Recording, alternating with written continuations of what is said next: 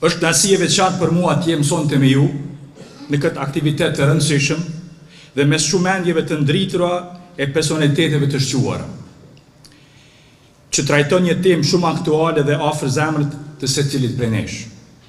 Identitetin shqiptar në Mërgat. Mërgata jon ka qenë dhe vazhdon të jetë një nga shtyllat më të forta të kombit tonë. Brezat e tërë shqiptarësh kanë ndërtuar jetën e tyre larg vendlindjes, duke u integruar me sukses në shoqëritë ku jetojnë, por njëkohësisht duke ruajtur gjuhën, kulturën, traditat dhe vlerat tona. Tema e sotme, mes rënjve dhe integrimit, për mua tashmë nuk është më një pozitë ku duhesh të përcaktohesh për njërin apo tjetrën, por është një pozitë ku në ndërkohë mund të jesh me të dyjat. Pra me këto dy elemente që nuk janë në kundërshtim me njëra tjetrën.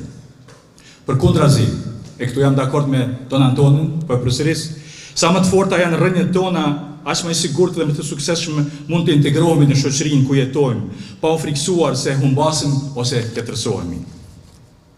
Një rol të pazaventueshëm në këtë rrugtim kanë luajtur misionet shqiptare, shkollat shqipe, shoqatat kulturore dhe familjet tona, të cilat kanë mbajtur gjallë gjuhën dhe identitetin tonë ndër breza. Prandaj dëshiroj të shpreh njohjen time të madhe për misionin katolik shqiptar në Lucern dhe në Zvicër dhe për të gjithë ata që punojnë çdo ditë për ruajtjen e këtyre vlerave. Në veçanti ne kemi përgjegjësinë ndaj brezit të ri.